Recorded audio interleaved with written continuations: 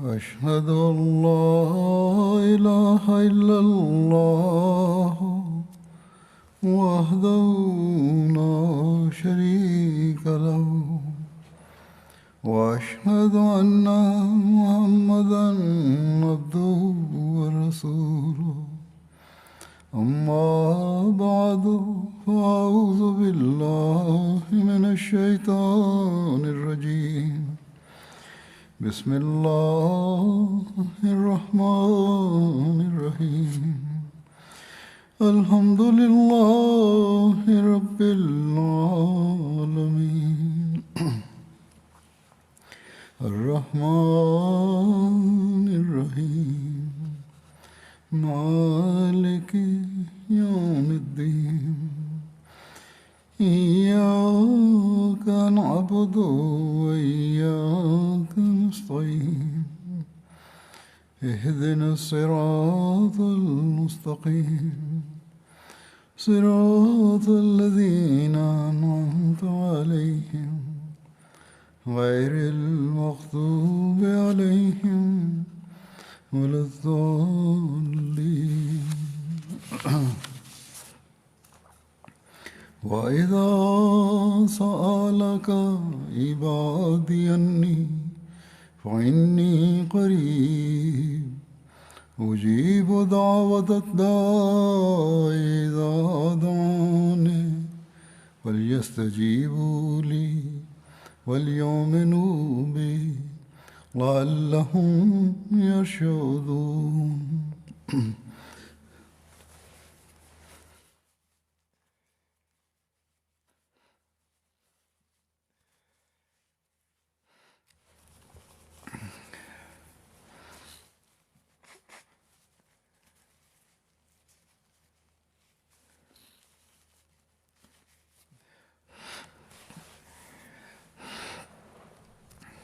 اس آیت کا ترجمہ ہے، اور جب میرے بندے تجھ سے میرے متعلق سوال کریں تو یقیناً میں قریب ہوں، میں دعا کرنے والے کی دعا کا جواب دیتا ہوں جب وہ مجھے پکارتا ہے، بس چاہیے کہ وہ بھی میری بات پر لبیک کہیں اور مجھ پر ایمان لائیں تاکہ وہ ہدایت پائیں۔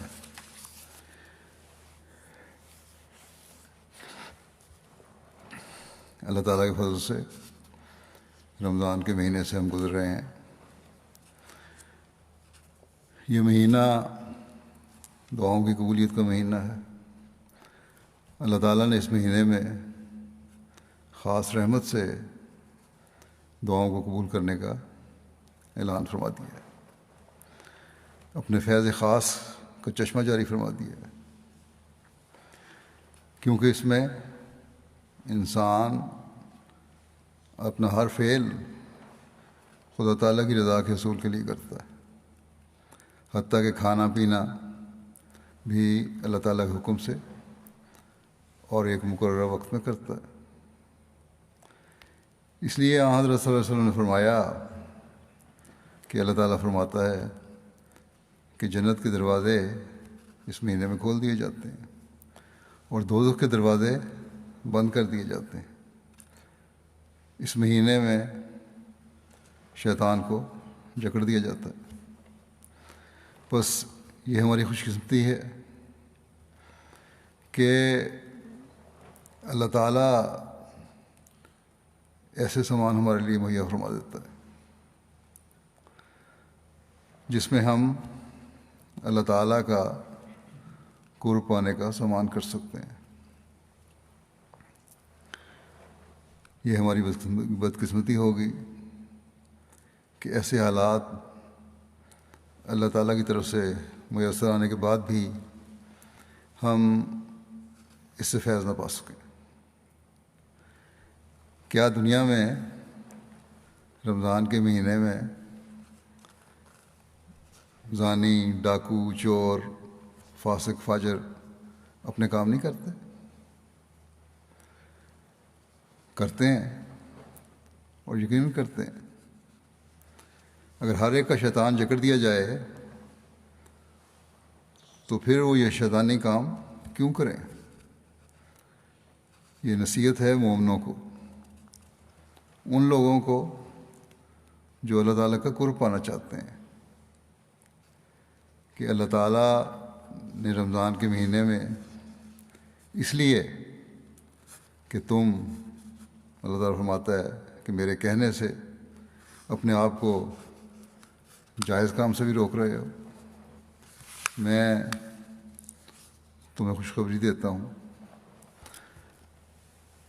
کہ عام حالات میں جو شیطان کو کھلی چھٹی ہے، جیسا کہ اس نے مہلت مانگی تھی اللہ تعالیٰ سے کہ دائیں بائیں آگے پیچھے سے انسان پر حملہ کرے اور اسے ورغلا کر اپنے پیچھے چلائے، اسے آج میں نے ان لوگوں کے لیے جکڑ کر باندھ دیا ہے، یا رمضان کے مہینے میں اسے باندھ دیا ہے، اور ان لوگوں کو مکمل اپنی حفاظت کے حصار میں لے لیا ہے جو میری خاطر روزہ رکھ رہے ہیں، اپنے کھانے پینے کو کم کر رہے ہیں، اپنی روحانیت میں بڑھنے کی کوشش کر رہے ہیں، جیسا کہ حضرت مسیح موعود علیہ السلام نے بھی فرمایا ہے کہ مادی خوراک کو کم کر کے روحانی خوراک میں اضافہ کر رہے ہیں یا کوشش کر رہے ہیں، اور یہی رمضان کی روح ہے، روزے کی روح ہے۔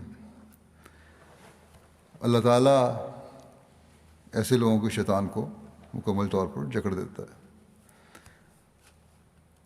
اور پھر اللہ تعالیٰ یہ بھی فرماتا ہے کہ روزے دار کی جزا میں خود ہو جاتا ہوں۔ کتنی بڑی خوشخبری ہے! بس ہمیں اس سے فیض پانے کی کوشش کرنی چاہیے، اور جنت کے دروازے جو اللہ تعالیٰ نے ہمارے لیے کھولے ہیں، ان میں ہر دروازے سے داخل ہونے کی کوشش کرنی چاہیے۔ یہ نہ ہو کہ ہم اللہ تعالیٰ کی اس بات کے نیچے آنے والے بن جائیں جس میں اللہ تعالیٰ فرماتا ہے کہ مجھے تمہارے بھوکا پیاسے رہنے سے کوئی دلچسپی نہیں ہے۔ اگر تم نے صبح سحری کھا لی اور شام کو افطاری کھا لی، اور رات اور دن میں جو نیکیاں کرنے کی تم سے توقع کی جاتی تھی وہ نہ کیں، تو یہ بھوکا پیاسا رہنا، سارا دن کچھ کھانا پینا نہ کرنا، نہ تمہیں کوئی فائدہ دے گا، نہ اللہ تعالیٰ کو تمہارے اس بھوکا پیاسے رہنے سے کوئی غرض ہے۔ یہ پیغام ہمیں حضرت صلی اللہ علیہ وسلم کی طرف سے کے ذریعے سے ملا۔ بس ہمیں اس روح کو سمجھنے اور اس کے مطابق اپنی زندگیوں کو گزارنے کی ضرورت ہے، جو رمضان کا مقصد ہے۔ یہ آیت جو میں نے تلاوت کی ہے، یہ رمضان کی فرضیت اور احکامات اور روزوں کی اہمیت کے بارے میں بیان کی جانے والی آیات کے بیچ میں آنے والی آیت ہے، اور اس آیت میں اللہ تعالیٰ دعاؤں کی قبولیت کے طریق یا کن لوگوں کی دعا قبول ہوتی ہے ان کے بارے میں بیان فرما رہا ہے۔ ان لوگوں کے بارے میں بیان فرما رہا ہے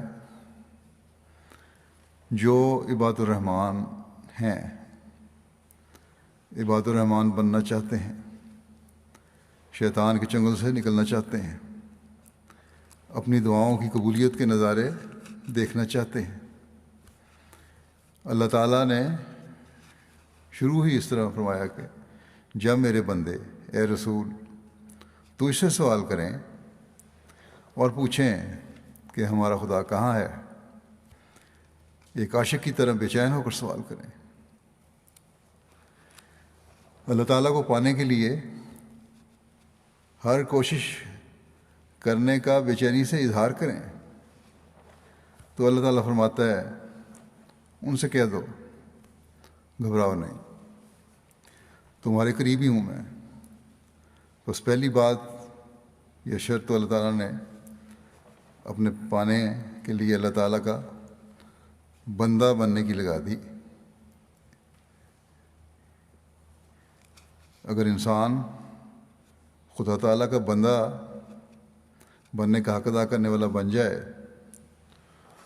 تو پھر اللہ تعالیٰ فرماتا ہے میں اس کی پکار بھی سنتا ہوں، اس کے شیطان کو جکڑ دیتا ہوں۔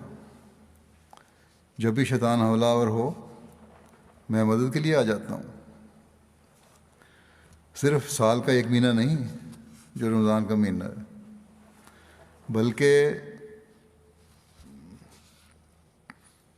ہمیشہ شیطان کے حملے سے بچاؤں گا ایسے شخص کو، بشرطے کہ میری بندگی کا حق ادا کرو، میرے حکموں کو مستقل مانو۔ صرف رمضان کے مہینے میں ہی نیکیاں نہ بجا لاؤ، بلکہ حقوق اللہ اور حقوق العباد کے حق ادا کرو، قرآن کریم کی تعلیم پر عمل کرو، اپنے ایمان کو پختہ کرو۔ اللہ تعالیٰ فرماتا ہے میری تمام صفات پر کامل یقین اور ایمان رکھو، پھر دیکھو کس طرح قبولیت دعا کے نظارے بھی تم دیکھتے ہو، اور اپنی زندگیوں کو اس طرح ڈھالنے والے ہی حقیقی رشد اور ہدایت پانے والے ہیں۔ بس خوش قسمت ہیں ہم میں سے وہ جو اس رمضان کو اپنی قبولیت دعا کا ہمیشہ ذریعہ بنا لیں، اللہ تعالیٰ کے حقیقی عبد بننے والے ہوں، اللہ تعالیٰ کے حکموں پر عمل کرنے والے ہوں، اپنے ایمان کو کامل کرنے والے ہوں۔ ہم خوش قسمت ہیں کہ ہمیں اس زمانے کے امام اور آن حضرت صلی اللہ علیہ وسلم کے عاشق صادق مسیح موعود اور مہدی موعود کو ماننے کی اللہ تعالیٰ نے توفیق عطا فرمائی،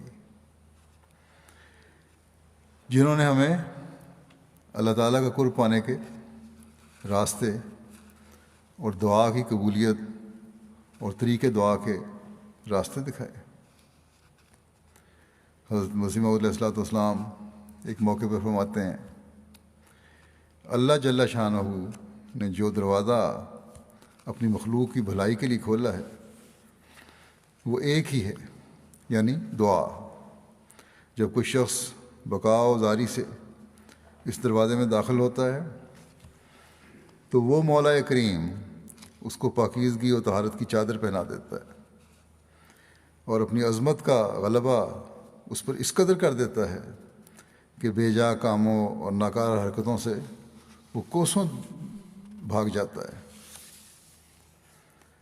پھر اس بات کی وضاحت کرتے ہوئے کہ قبولیت دعا کے لیے کیسی حالت پیدا کرنے کی ضرورت ہے، کیا لوازمات ہیں جو قبولیت دعا کے لیے ضروری ہیں، اللہ تعالیٰ کا عبد بننے کے لیے ضروری ہیں۔ آپ فرماتے ہیں کہ یہ سچی بات ہے کہ جو شخص اعمال سے کام نہیں لیتا وہ دعا نہیں کرتا، بلکہ خدا تعالیٰ کی آزمائش کرتا ہے۔ اس لیے دعا کرنے سے پہلے اپنی تمام طاقتوں کو خرچ کرنا ضروری ہے، اور یہی معنی اس دعا اہدنا الصراط المستقیم کے ہیں۔ فرمایا پہلے لازم ہے کہ انسان اپنے اعتقاد اعمال میں نظر کرے، اپنے اعتقاد پہ اپنے اعمال پہ نظر کرے، کیونکہ خدا تعالیٰ کی عادت ہے کہ اصلاح اسباب کے پیرائے میں ہوتی ہے۔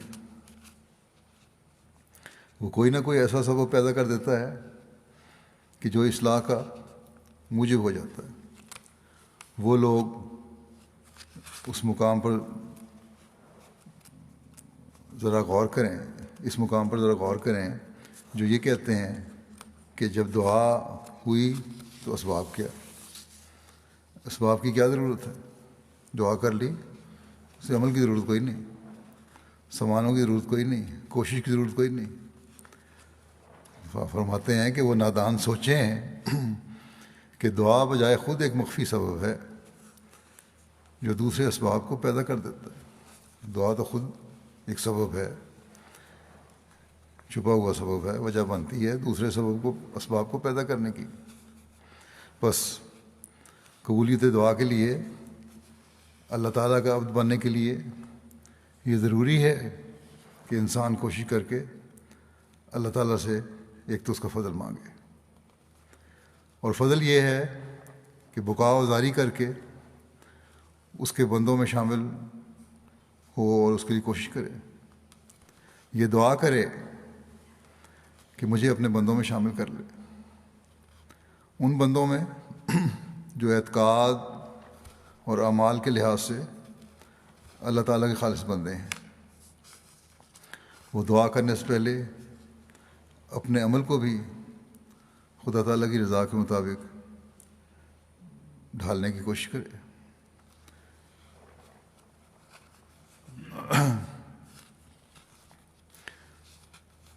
اور ان بندوں میں شامل ہو جن کے ایمان غیر متزلزل ہیں، پکے اور مضبوط ہیں۔ وہ اس بات پر یقین رکھتے ہیں کہ اللہ تعالیٰ میں یہ طاقت ہے کہ وہ مٹی کے ذرے کو بھی سونا بنا سکتا ہے۔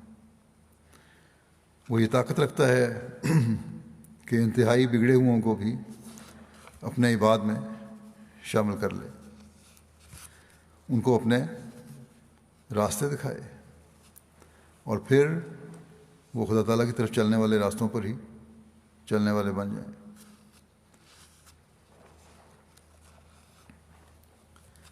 اس مضمون کو بھی اللہ تعالیٰ نے قرآن کریم میں بیان فرمایا ہے کہ میرے راستے پر چلنے کے لیے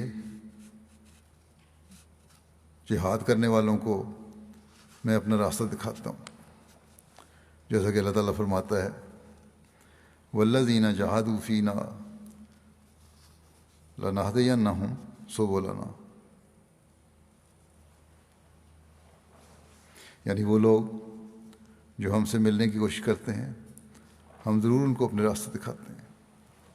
بس یہ رمضان کا مہینہ خاص طور پر اس جہاد کا مہینہ ہے، اس میں ہمیں بھرپور کوشش کرنی چاہیے، ایک جہاد کرنا چاہیے کہ ہم خدا تعالیٰ کے ان بندوں میں شامل ہو جائیں جو اللہ تعالیٰ کے عباد میں شامل ہیں، ان لوگوں میں شامل ہو جائیں جن کو اللہ تعالیٰ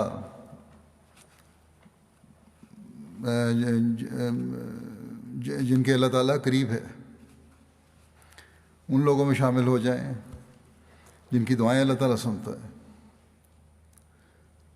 ان لوگوں میں شامل ہو جائیں جو اللہ تعالیٰ کے حکموں پر چلنے والے لوگ ہیں، ان لوگوں میں شامل ہو جائیں جن کو اللہ تعالیٰ کی تمام صفات پر کامل ایمان اور یقین ہے، ان لوگوں میں شامل ہو جائیں جو حقیقی ہدایت یافتہ ہے، ان لوگوں میں شامل ہو جائیں جن کا شیطان ہمیشہ کے لیے جکڑا جاتا ہے۔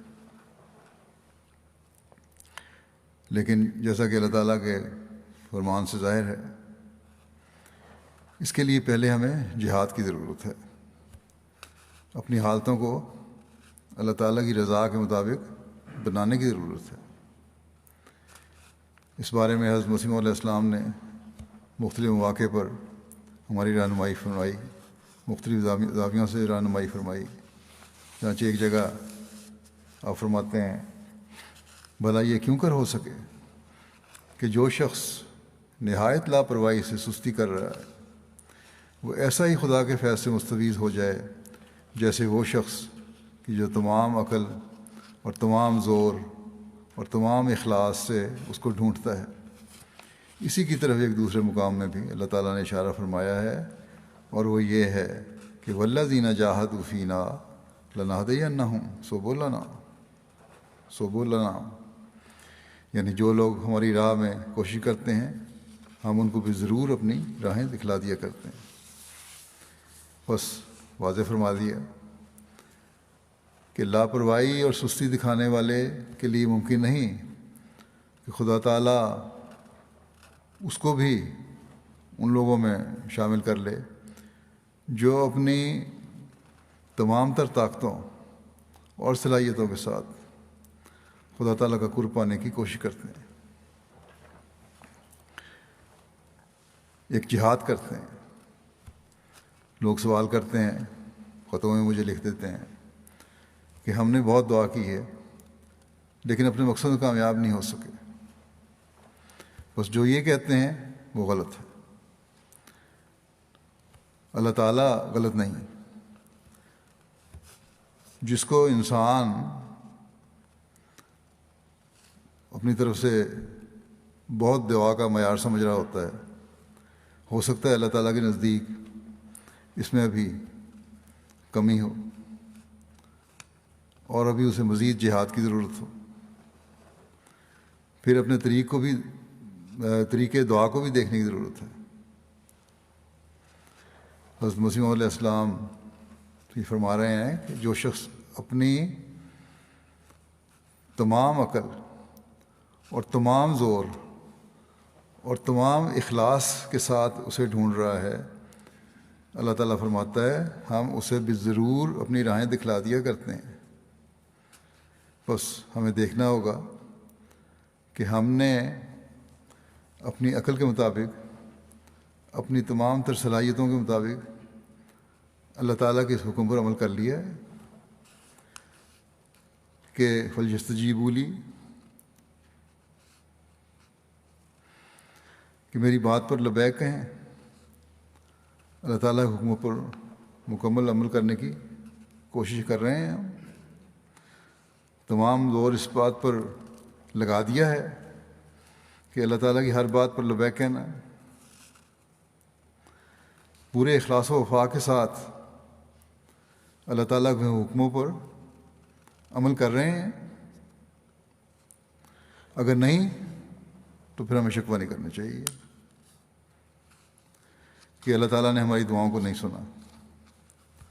بس دعاؤں کی قبولیت کے لیے بھی پہلے اپنی حالتوں کو بدل کر خدا تعالیٰ کی طرف قدم بڑھانا ضروری ہے، جہاد کرنا ضروری ہے۔ بندے نے جہاد کی انتہا کیا کرنی ہے؟ اللہ تعالیٰ تو اپنے بندے پر اتنا مہربان ہے کہ اس کی ذرا سی کوشش کو ہی وہ اس کا جہاد سمجھ کر نواز دیتا ہے۔ اس کی رحمانیت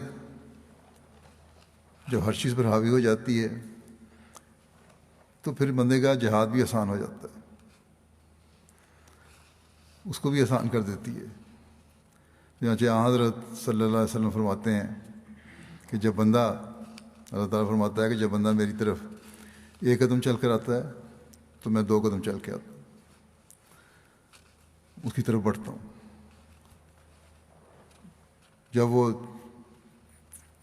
چل کر آ رہا ہوتا ہے میری طرف، تیز چل کے آ رہا ہوتا ہے تو میں دوڑ کر اس کی طرف آتا ہوں۔ بس خدا تعالیٰ تو ہم پر اتنا مہربان ہے، لیکن بات وہی ہے کہ اخلاص و وفا شرط ہے۔ یہ نہیں کہ رمضان میں تو دعویٰ کریں کہ ہم نمازیں پڑھیں گے، اللہ تعالیٰ کے احکامات پر عمل کریں گے، حقوق اللہ بھی ادا کریں گے اور حقوق العباد بھی ادا کریں گے، اور رمضان میں یہ کرتے بھی رہیں، لیکن رمضان گزرنے کے بعد پھر خدا تعالیٰ کو اور اس کے احکامات کو بھول جائیں۔ دنیا داری ہم پر غالب ہو جائے تو پھر خدا تعالیٰ پر یہ شکوہ نہیں ہونا چاہیے کہ خدا تعالیٰ تو یہ کہتا ہے کہ میں پکارنے والے کی پکار سنتا ہوں، اور میں نے تو رمضان میں اللہ تعالیٰ کو بہت پکارا ہے لیکن میری دعائیں تو نہیں سنی گئیں۔ اللہ تعالیٰ سے تو کوئی چیز پوشیدہ نہیں ہے، ہمیشہ یاد رکھنا چاہیے۔ اسے یہ بھی پتہ ہے کہ انسان نے اپنا عہد وفا نبھانے کے پہلے بھی وعدے کیے اور توڑ دیے، اور اب یہ صرف رمضان میں ہی نیکیوں کی طرف توجہ کر رہا ہے۔ تو پھر ایسے لوگوں سے اللہ تعالیٰ جو چاہے وہ سلوک کرتا ہے. لیکن یہ بھی ہے کہ بعض دفعہ ایسے لوگوں کی بھی بعض دعائیں اللہ تعالیٰ قبول کر لیتا ہے، تاکہ انہیں پتہ چلے کہ اللہ تعالیٰ دعاؤں کو سنتا ہے، اور ان کو اللہ تعالیٰ کی طرف سے اللہ تعالیٰ کی طرف ہی ہر وقت جھکے رہنا چاہیے. بس اللہ تعالیٰ تو بندے پر ظلم نہیں کرتا، وہ تو اسے ہر وقت اپنے پیار کی آغوش میں لینے کی کوشش کرتا ہے. اسے تو اپنے بندے کے اپنی طرف آنے اور خالص ہو کر اس کی باتیں ماننے اس سے زیادہ خوشی ہوتی ہے جتنی ایک ماں کو اپنے گمشدہ بچے کے ملنے کی خوشی ہوتی ہے، یا جس طرح ایک مسافر کو ریگستان میں اپنے سامان سے لدے ہوئے اونٹ کے گم جانے کے بعد اس کے ملنے سے خوشی ہوتی ہے. بس یہ مثالیں حضرت صلی اللہ علیہ وسلم نے دے کے فرمایا کہ اللہ تعالیٰ کو تو اس طرح خوشی ہوتی ہے. بس یہ ہم ہی ہیں جو خدا تعالیٰ کے حق کی ادائیگی میں کوتاہی کرتے ہیں اور پھر شکوہ بھی کرتے ہیں کہ اللہ تعالیٰ نے ہماری دعائیں نہیں سنی. بس ہمیں اس لحاظ سے اپنے جائزے لینے چاہیے. یہ عہد کرنا چاہیے کہ ہم اس رمضان کو خدا تعالیٰ کو پانے کا ذریعہ بنائیں گے، اس کے حکموں پر چلنے کی بھرپور کوشش کریں گے. جیسے بھی حالات ہم پر گزریں، جتنا لمبا عرصہ بھی ہمیں جہاد کرنا پڑے، اللہ تعالیٰ کے پیار اور قرب کو حاصل کرنے کے لیے ہم یہ جہاد کرتے چلے جائیں گے. اپنے ایمانوں کو مضبوط سے مضبوط تر کرنے کی کوشش کرتے چلے جائیں گے. اگر ایسی حالت ہم اپنے برتاری کرنے والے بن جائیں تو قبولیت دعا کے معجزات بھی ہم دیکھنے والے ہوں گے. اور یہ باتیں نہیں بلکہ یہ مقام لوگ حاصل کرتے رہے ہیں اور کرتے ہیں اب بھی. چنانچہ حضرت مسیح علیہ السلام فرماتے ہیں اس آیت کو نازل ہوئے 1300 برس گزر گیا ہے، اور کچھ شک نہیں کہ برطبق مضمون اس آیت کے ہر یک جو اس عرصے میں مجاہدہ کرتا رہا ہے وہ وعدہ لنہدینہم سے حصہ مقسومہ لیتا رہا ہے، اور اب بھی لیتا ہے اور آئندہ بھی لے گا. بس ہمیں کوشش کرنی چاہیے کہ اللہ تعالیٰ کے اس فیض سے حصہ لینے والے بنیں، اور کبھی اپنا جہاد جو اللہ تعالیٰ کی رضا حاصل کرنے کے لیے جہاد ہے، جو اللہ تعالیٰ کے حکموں پر چلنے کا جہاد ہے، جو قرآن کریم کے 700 یا زیادہ حکموں پر چلنے کا جہاد ہے، جو ایمان کو کامل کرنے کا جہاد ہے، جو اللہ تعالیٰ کی صفات کو حاصل کرنے کا جہاد ہے، کبھی کم نہ سے ہونے دیں. ہمارا ہر قدم ترقی کی طرف بڑھنے والا قدم ہو، اور یہ رمضان ہمارے اس جہاد کا سنگ میل ہو. اس مضمون کو حضرت مسیح علیہ السلام اس مضمون کے حوالے سے مسیح علیہ السلام کے کچھ اور اقتباسات یا حوالے بھی پیش کرتا ہوں.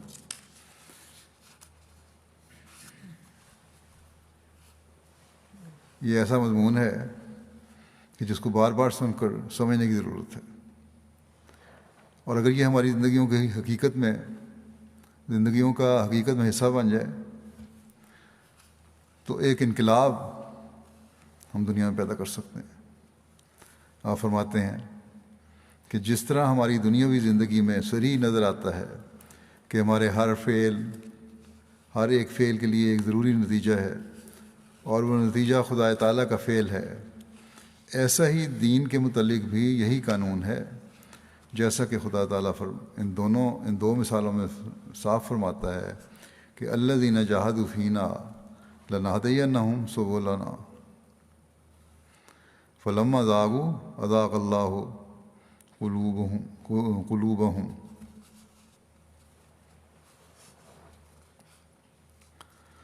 یعنی جو لوگ اس فعل کو بجا لائے کہ انہوں نے خدا تعالیٰ کی جستجو میں پوری کوشش کی، تو اس فعل کے لیے لازمی طور پر ہمارا یہ فعل ہوگا کہ ہم ان کو اپنی راہ دکھا دیں گے. اور جن لوگوں نے کجی اختیار کی اور سیدھی راہ پر چلنا نہ چاہا، تو ہمارا فعل اس کی نسبت یہ ہوگا کہ ہم ان کے دلوں کو کج کر دیں گے. بس اس کو ایک اور زاویہ سے آپ نے پیش فرما دیا کہ اللہ تعالیٰ فرماتا ہے کہ اگر ہمارے راہ کو حاصل کرنے کے لیے تم جہاد کر کے ہمارا فیض پاتے ہو تو یاد رکھو، اس بات کو بھی یاد رکھو کہ اس کے منفی پہلو ہی ہیں کہ میری راہ پر نہیں چلو گے تو تمہارے دل ٹیڑھے ہو جائیں گے. دعاؤں کا قبول ہونا تو ایک طرف رہا، اس کے نتیجے میں اللہ کے راستے پہ نہ چلنے کے نتیجے میں تم شیطان کی گود میں گر جاؤ گے، اور شیطان کی گود میں گرا ہوا انسان پھر اپنی دنیا اور آخرت دونوں خراب کرنے والا بن جاتا ہے. بس اس ارشاد میں جہاں خوشخبری ہے وہاں اللہ تعالیٰ نے دوسری جگہ انذار بھی دے دیا ہے. پھر ایک اور جگہ وضاحت فرماتے ہوئے فرماتے ہیں کہ انسان کے دل پر کئی قسم کی حالتیں وارد ہوتی رہتی ہیں. آخر خدا تعالیٰ سعید روحوں کی کمزوری کو دور کرتا ہے اور پاکیزگی اور نیکی کی قوت بطور محبت عطا فرماتا ہے. پھر اس کی نظر میں وہ سب باتیں مکروہ ہو جاتی ہیں جو خدا تعالیٰ کی نظر میں مکروہ ہوتی ہیں، اور وہ سب راہیں پیاری ہو جاتی ہیں جو خدا تعالیٰ کو پیاری ہوتی ہیں. تب اس کو ایک ایسی طاقت ملتی ہے جس کے بعد ضعف نہیں، اور ایک ایسا جوش عطا ہوتا ہے جس کے بعد کسل نہیں، اور ایسی تقویٰ دی جاتی ہے کہ جس کے بعد معصیت نہیں، اور رب کریم ایسا راضی ہو جاتا ہے جس کے بعد خطا نہیں. مگر یہ نعمت دیر کے بعد عطا ہوتی ہے. اول انسان اپنی کمزوریوں سے بہت سی ٹھوکریں کھاتا اور اسفل کی طرف گر جاتا ہے، مگر آخر اس کو صادق پا کر طاقت بالا کھینچ لیتی ہے، یعنی اللہ تعالیٰ کی طاقت اسے اپنی طرف کھینچتی ہے. اسی کی طرف اشارہ ہے جو اللہ جل شانہ فرماتا ہے والذین جاہدوا فینا لنہدینہم سبلنا. یعنی عربی میں آپ فرماتے ہیں کہ نثبتہم علی التقوی والایمان ونہدینہم سبل المحبت والعرفان وسنیسرہم لفعل الخیرات وترک العصیان. یعنی ہم ان کو تقوی اور ایمان پر ثابت قدم کر دیں گے، اور ضرور انہیں محبت اور معرفت کے راستوں کی ہدایت دیں گے، اور انہیں نیک اعمال بجا لانے اور معصیت کو ترک کرنے کی توفیق دیتے رہیں گے. جیسا کہ میں نے کہا تھا، حضرت مسیح علیہ والسلام نے والذین جاہدوا فینا کے حوالے سے ہمیں مختلف پیرائے میں نصائح فرمائی اور علم و عرفان کے دروازے کھولنے.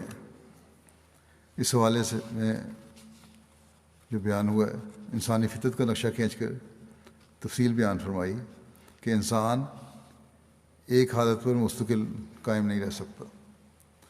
اتار چڑھاؤ انسان کی طبیعت میں آتا رہتا ہے، لیکن جو سعید فطرت ہے وہ اپنی کمزوری کی حالت سے بھی سبق حاصل کرتا ہے، توبہ استغفار کرتا ہے، اللہ تعالیٰ کے آگے جھکتا ہے، اور اپنی کمزوری پر شرمندہ ہو کر پھر اللہ تعالیٰ کی تلاش میں جہاد کے لیے کھڑا ہو جاتا ہے. تو پھر اللہ تعالیٰ کی محبت جوش میں آتی ہے، اس کی بخشش جوش میں آتی ہے، اور وہ اپنے بندے کی طرف دوڑ کر آتا ہے اور اسے پاکیزگی اور نیکی کی قوت عطا فرماتا ہے.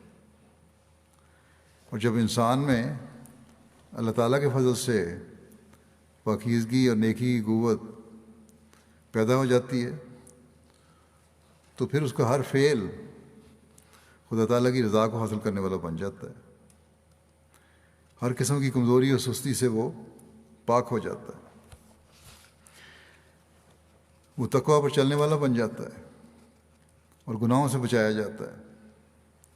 اللہ تعالیٰ کی ایسی رضا حاصل کرنے والا ایسا انسان بن جاتا ہے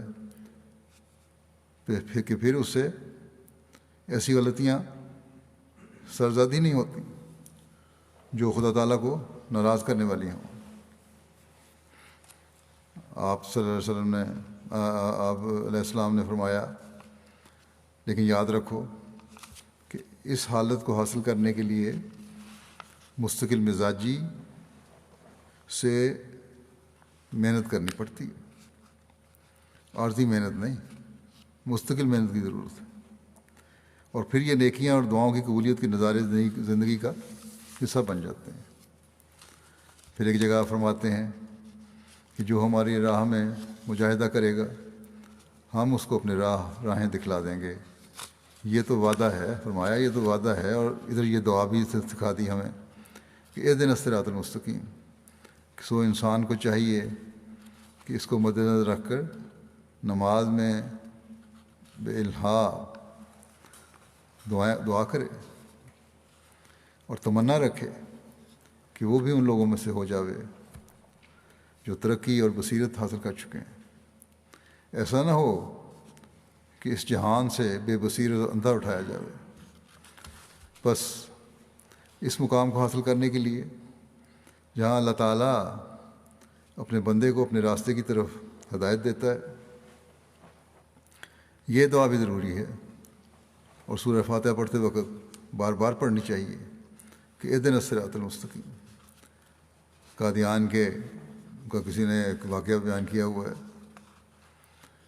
کہ کسی بزرگ کی کیسی حالت ہوتی تھی نماز پڑھتے ہوئے.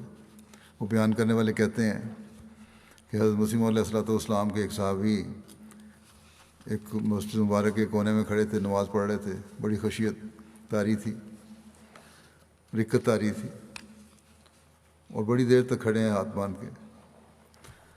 کہتے ہیں مجھے تجسس پیدا ہوا، جا کے دیکھوں، کیونکہ ہلکی ہلکی آواز بھی آ رہی تھی کہ کیا پڑھ رہے ہیں. تو بار بار اہدنا الصراط المستقیم اور اہدنا الصراط المستقیم کو دہراتے چلے جا رہے تھے اور رکت طاری ہوئی تھی. تو یہ وہ دعا ہے جو انسان کو اپنی ہدایت کے لیے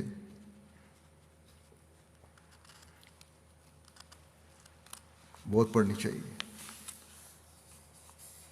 پھر حضرت اقدس مسیح علیہ السلام فرماتے ہیں خدا تعالیٰ کا یہ سچا وعدہ ہے کہ جو شخص صدق کے دل اور نیک نیتی کے ساتھ اس کی راہ کی تلاش کرتے ہیں وہ ان پر ہدایت اور معرفت کی راہیں کھول دیتا ہے. جیسا کہ اس نے خود فرمایا ہے والذین جاہدوا فینا لنہدینہم سبلنا. یعنی جو لوگ ہم میں سے ہو کر مجاہدہ کرتے ہیں ہم ان پر اپنی راہیں کھول دیتے ہیں. ہم میں سے ہو کر سے یہ مراد ہے کہ محض اخلاص اور نیک نیتی کی بنا پر خدا جوئی اپنا مقصد رکھ کر لیکن یہ مجاہدہ کرتے ہیں صرف کہ خدا کو ہم نے پانا ہے. کوئی خاص مقصد دنیا داری کا مقصد نہیں ہوتا. اصل چیز خدا کا مقصد ہے، اخلاص کے ساتھ خدا کو پانا مقصد ہے. لیکن فرمایا کہ لیکن اگر کوئی استہزاء اور ٹھٹھے کے طریق پر آزمائش کرتا ہے وہ بدنصیب اور محروم رہ جاتا ہے.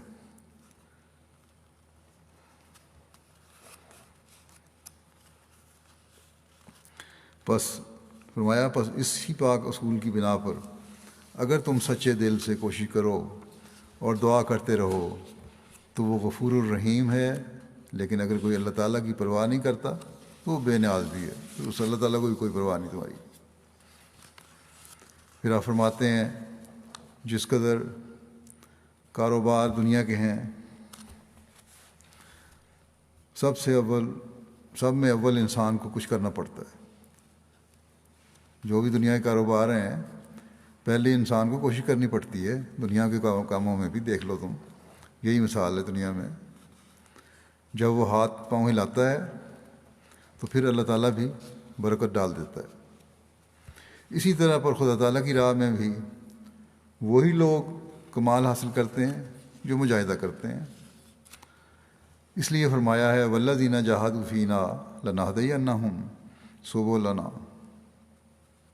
بس کوشش کرنی چاہیے کیونکہ مجاہدہ ہی کامیابیوں کی راہ ہے۔ اور جب ہم دنیاوی چیزوں کے حصول کے لیے اپنی کوششوں کی انتہا تک پہنچاتے ہیں اور اس کے لیے کوشش کرتے ہیں، تو پھر خدا تعالیٰ کو پانے کے راستوں کے لیے انتہائی کوشش کیوں نہیں کرتے؟ کیوں ہم یہ سمجھتے ہیں کہ ہم ذرا سا ہم نے منہ سے کہا اور اللہ تعالیٰ نے ہمیں مل جائے گا یا ہماری دعائیں قبول کر لے گا؟ بس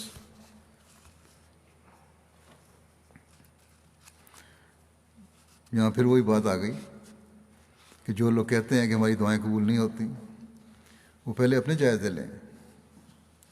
یہ نہیں ہو سکتا کہ اللہ تعالیٰ کو پانے کے لیے تن آسانی ہو اور دنیاوی چیزوں کو حاصل کرنے کے لیے محنت کے اصول کو سامنے رکھا جائے۔ یہ اصول پھر ہر جگہ چلے گا۔ حضرت مسیح موعود ایک اور جگہ اس بات کو بیان کرتے ہوئے کہ انسان اللہ تعالیٰ کو پانے کے لیے محنت کی ضرورت ہے، فرماتے ہیں کہ جو لوگ کوشش کرتے ہیں ہماری راہ میں انجام کر رہنمائی پر پہنچ جاتے ہیں۔ جس طرح وہ دانہ تخم ریزی کا بدوں کوشش اور آبپاشی کے بے برکت رہتا بلکہ خود بھی فنا ہو جاتا ہے، اسی طرح تم بھی اس اقرار کو ہر روز یاد نہ کرو گے اور دعائیں نہ مانگو گے کہ خدایا ہماری مدد کر، تو فضل الہی وارد نہیں ہوگا اور بغیر امداد الہی کی تبدیلی ناممکن ہے۔ بس یہ قانونی قدرت ہے۔ اللہ تعالیٰ کو پانے کے لیے بھی یہ ضروری ہے۔ جس طرح دانہ ڈال کے ایک ذمہ دار بیٹھا نہیں رہتا، اسی طرح یہاں بھی انسان کو صرف یہ لے کہ میں مان لے آیا، میں نے مان لیا، بیٹھ جانے سے کچھ نہیں ہوگا، بلکہ کوشش کرنی ہوگی، نگہداشت کرنی ہوگی اپنے ایمان کے پودوں کی۔ پھر آپ فرماتے ہیں کہ جو شخص خدا تعالیٰ کی طرف رجوع کرے گا تو اللہ تعالیٰ بھی اس کی طرف رجوع کرے گا۔ ہاں یہ ضروری ہے کہ جہاں تک بس چلے وہ اپنی طرف سے کوتاہی نہ کرے۔ پھر جب اس کی کوشش اس کے اپنے انتہائی نقطہ پر پہنچے گی تو وہ خدا تعالیٰ کے نور کو دیکھ لے گا۔ والذین جاہدوا فینا لنہدینہم سبلنا میں فرمایا کہ اس میں اس کی طرف اشارہ ہے کہ جو حق کوشش کا اس کا ذمہ ہے اسے بجا لائے، یہ نہ کرے کہ اگر پانی 20 ہاتھ نیچے کھودنے سے نکلتا ہے تو وہ صرف 2 ہاتھ کھود کر ہمت ہار دے۔ 20 فٹ یا 30 فٹ کھودنے سے پانی نکلتا ہے تو 2-4 فٹ کھود کے بیٹھ جائے کہ پانی نہیں نکلا۔ فرمایا کہ ہر ایک کام میں کامیابی کی یہی جڑ ہے کہ ہمت نہ ہارے۔ پھر اس امت کے لیے تو اللہ تعالیٰ کا وعدہ ہے کہ اگر کوئی پورے طور سے دعا اور تزکیہ نفس سے کام لے گا، سب وعدے قرآن شریف کے اس کے ساتھ پورے ہو کر رہیں گے۔ جو ہمت کے ساتھ جو پورے طور پر دعا اور تزکیہ نفس سے کام لے گا، قرآن شریف کے سب وعدے پورے ہو کر رہیں گے اس کے ساتھ۔ ہاں جو خلاف کرے گا وہ محروم رہے گا، کیونکہ اس کی ذات کو یور ہے، اس نے اپنی طرف آنے کی راہ ضرور رکھی ہے لیکن اس کے دروازے تنگ بنائے ہیں۔ پہنچتا وہی ہے دو تلخیوں کا شربت پی لے ہوئے، محنت کرنی پڑتی ہے۔ لوگ دنیا کی فکر میں درد برداشت کرتے ہیں، فرمایا کہ لوگ دنیا کی فکر میں درد برداشت کرتے ہیں، حتیٰ کہ بعض اسی میں ہلاک ہو جاتے ہیں، لیکن اللہ تعالیٰ کے لیے ایک کانٹے کی بھی درد برداشت کرنا پسند نہیں کرتے جب تک اس کی طرف سے صدق اور صبر اور وفاداری کے آثار ظاہر نہ ہوں۔ جب یعنی بندے کی طرف سے صدق اور صبر اور وفاداری کے آثار ظاہر نہ ہوں تو ادھر سے اللہ تعالیٰ کی طرف سے بھی رحمت کے آثار نہیں ظاہر ہوتے. فرمایا کہ تو ادھر سے رحمت کے آثار کیسے ظاہر ہوں گے پھر؟ بس یہ ان لوگوں کے سوال کا جواب ہے جو کہتے ہیں پھر وہی بات کہ ہم نے بہت دعا کی اور قبول نہیں ہوئی. گویا وہ خدا تعالیٰ کو پابند کر رہے ہیں کہ ہم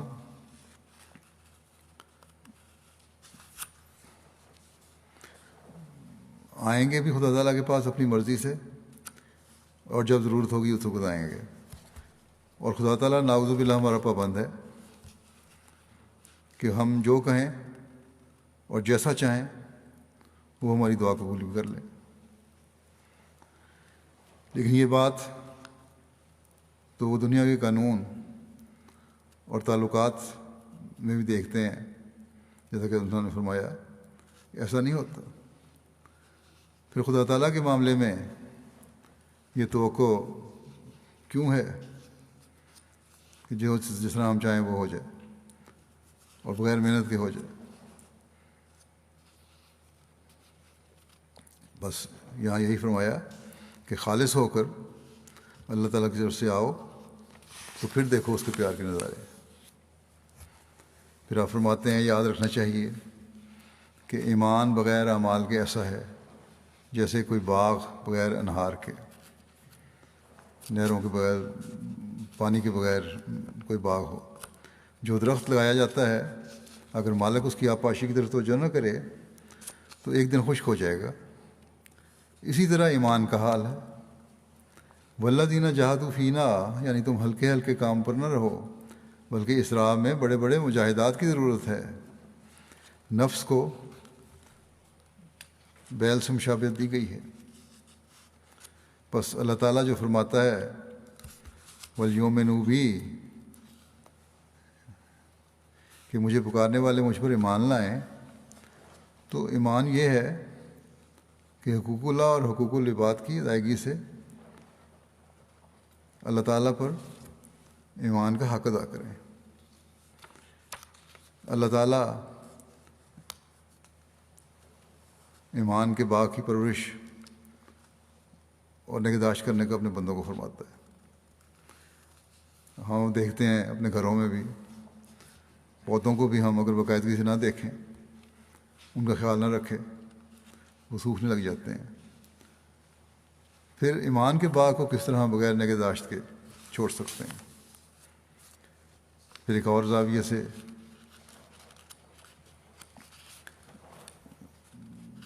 حضرت مسیح علیہ السلام اس بات کو بیان فرما رہے ہیں کہ ہمارے راہ کے مجاہد پاویں گے. اللہ تعالیٰ فرماتا ہے کہ ہمارے راہ کے مجاہد راستہ پاویں گے. اس کے معنی یہ ہیں کہ اس راہ میں پیغمبر کے ساتھ مل کر جدوجہد کرنا ہوگا. 1-2 گھنٹے کے بعد بھاگ جانا مجاہد کا کام نہیں، بلکہ جان دینے کے لیے تیار رہنا اس کا کام ہے. سو متقی کی نشانی استقامت ہے. بس ہم نے جب اپنے عہد بیعت میں یہ عہد کیا ہے کہ ہم دین کو دنیا پر مقدم رکھیں گے، تو پھر اس عہد پر قائم رہنے کے لیے اس بات کی ضرورت ہے کہ ہم یہ دیکھیں کہ دین ہم سے کیا چاہتا ہے جس کو ہم نے مقدم رکھنا ہے، اور پھر اس پر مستقل مزاجی سے قائم بھی رہنا ہے. پھر آپ فرماتے ہیں جو شخص محض اللہ تعالیٰ سے ڈر کر اس کی راہ میں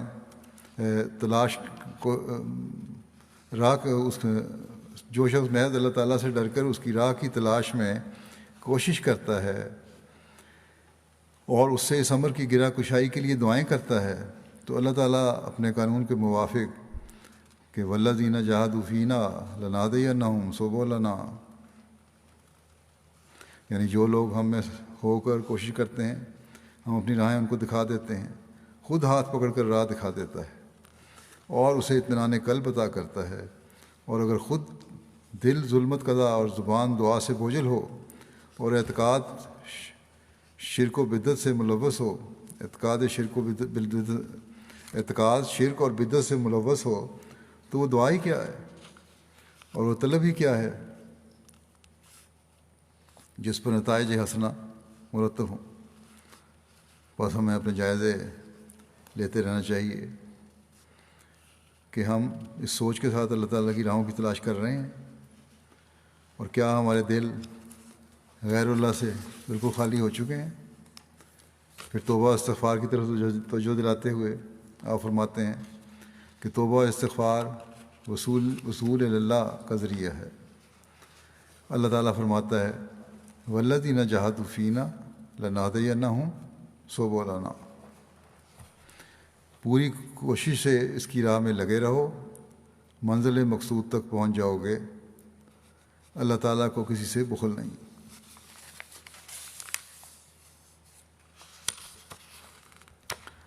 فرمایا کہ بموجب تعلیم قرآن شریف ہمیں یہ امر یوں معلوم ہوتا ہے کہ ایک طرف تو اللہ تعالیٰ قرآن شریف میں اپنے کرم، رحم، لطف اور مہربانیوں کی صفات بیان کرتا ہے اور رحمان ہونا ظاہر کرتا ہے، اور دوسری طرف فرماتا ہے کہ ان لیس للانسان الا ما سعی،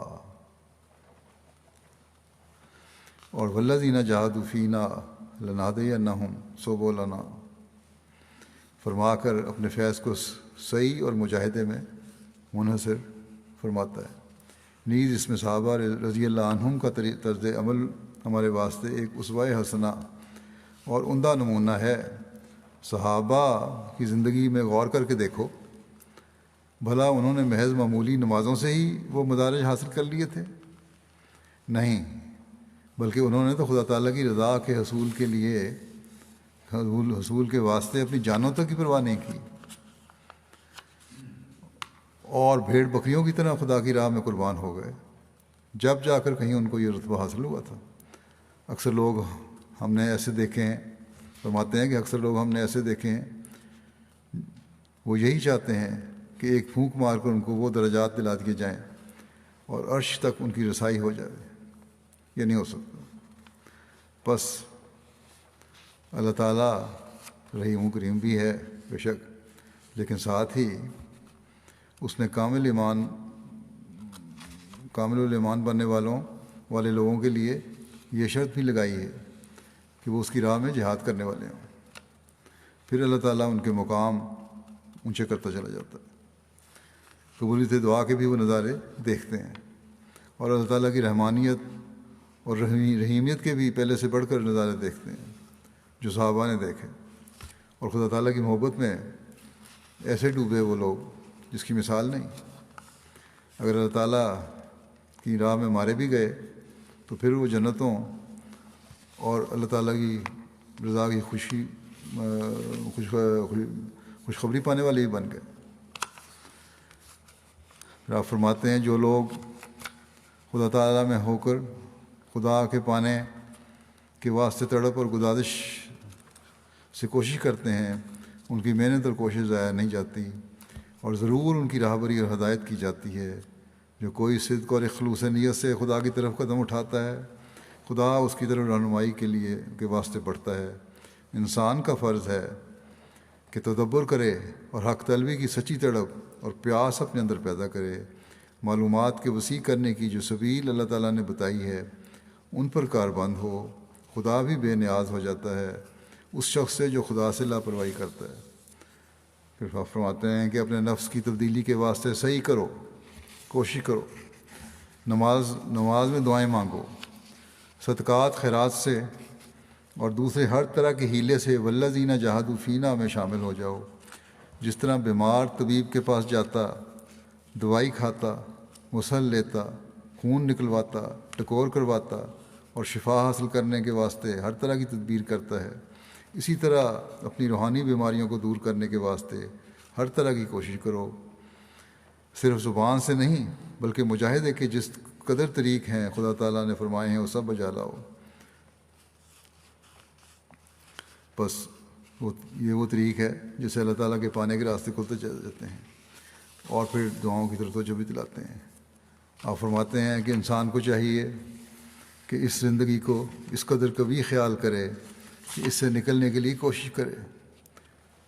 اس زندگی کو سب کچھ نہ سمجھو، بلکہ یہاں سے یہ تو زندگی عارضی اور گندی زندگی سمجھو، دنیا داری جو ہے، اور دعا سے کام لے، کیونکہ جب وہ حق تدبیر ادا کرتا ہے اور پھر سچی دعاؤں سے کام لیتا ہے تو آخر اللہ تعالیٰ اس کو نجات دے دیتا ہے اور وہ گناہ کی زندگی سے نکل آتا ہے، کیونکہ دعا بھی کوئی معمولی چیز نہیں ہے، بلکہ وہ بھی ایک موت ہی ہے جو جب اس موت کو انسان قبول کر لیتا ہے تو اللہ تعالیٰ اس کی مجرمانہ زندگی سے جو موت کا موجب ہے بچا لیتا ہے اور اس کو ایک پاک زندگی عطا کرتا ہے۔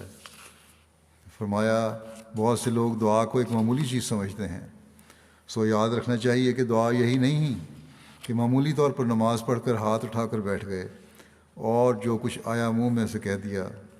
اس دعا سے کوئی فائدہ نہیں ہوتا، کیونکہ یہ دعا نری ایک منتر کی طرح ہوتی ہے، نہ اس میں دل شریک ہوتا ہے، نہ اللہ تعالیٰ کی قدرتوں اور طاقتوں پر کوئی ایمان ہوتا ہے۔ یاد رکھو دعا ایک موت ہے، اور جیسے موت کے وقت اضطراب اور بے قراری ہوتی ہے، اسی طرح پر دعا کے لیے بھی ویسا ہی اضطراب اور جوش ہونا ضروری ہے۔ اسی لیے دعا کے واسطے پورا اضطراب اور گدازش جب تک نہ ہو بات نہیں بنتی۔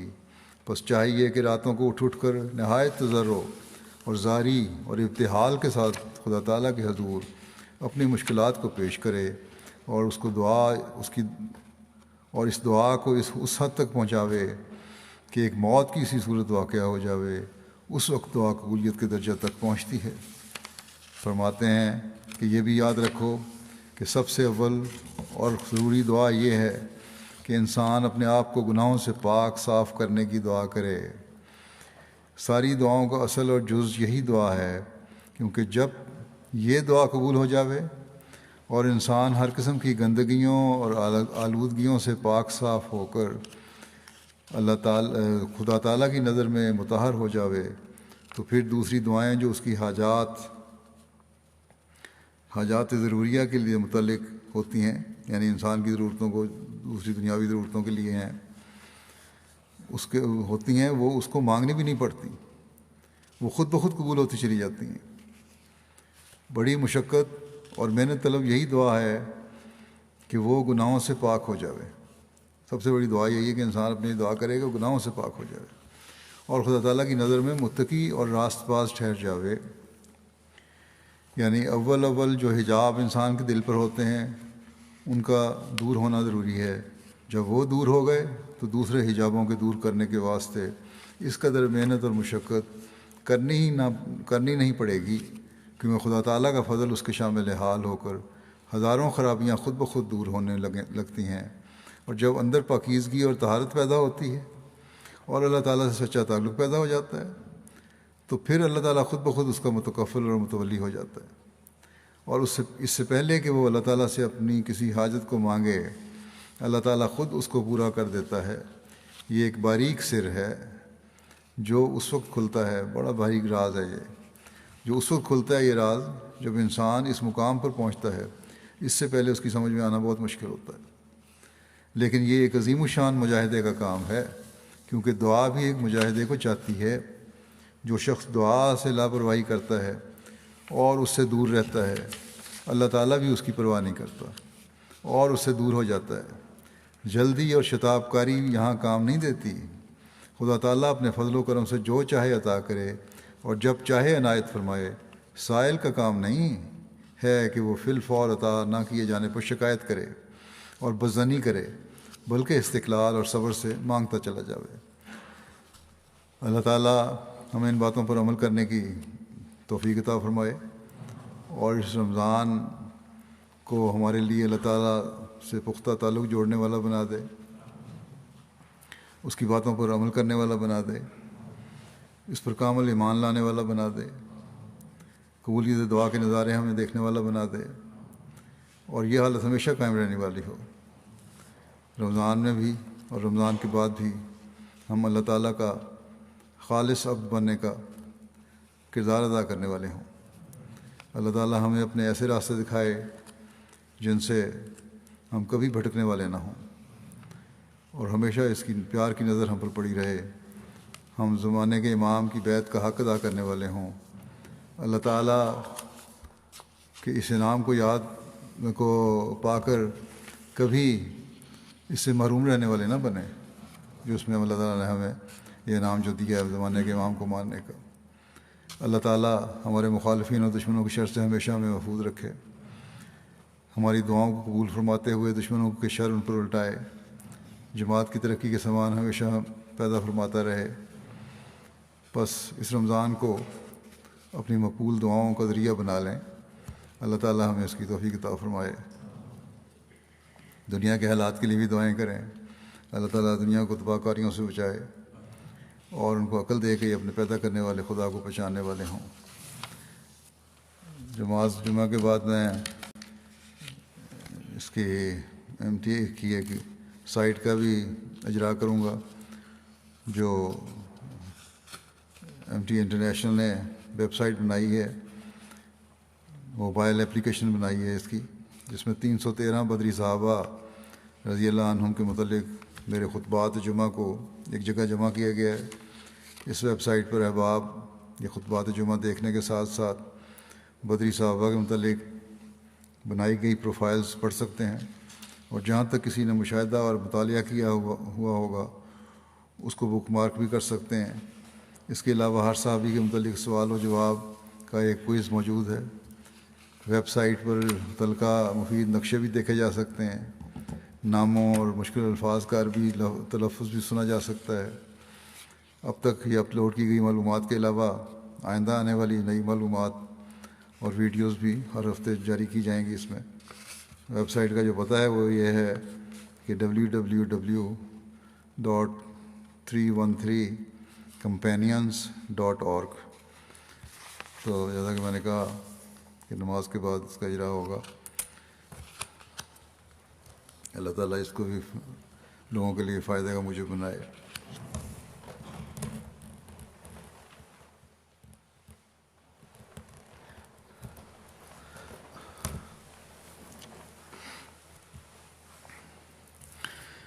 الحمد للہ نحمده ونستعینه ونستغفره ونؤمن به ونتوکل علیہ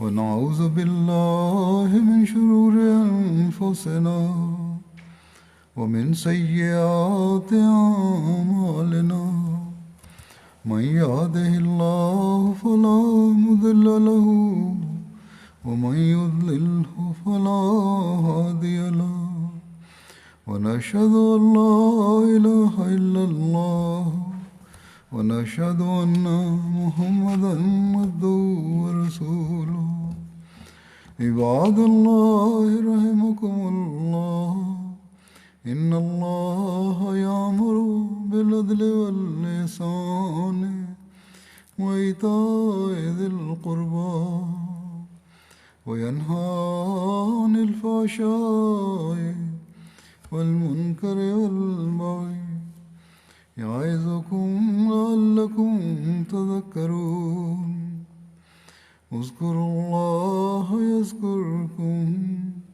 وادعوه يستجب لكم ولذكر الله أكبر۔